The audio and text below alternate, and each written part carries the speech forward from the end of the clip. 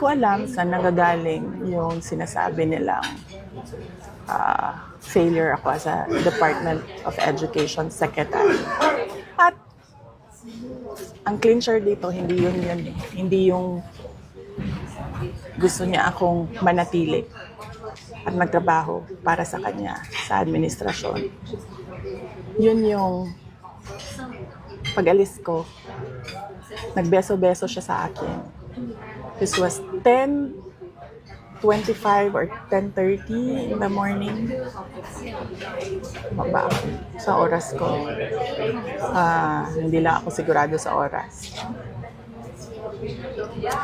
Yes, tama. Kasi ito yung pumasok sa isip ko eh. Tama yung oras ko. 10:25, 10:30 naman. Amoy alak siya.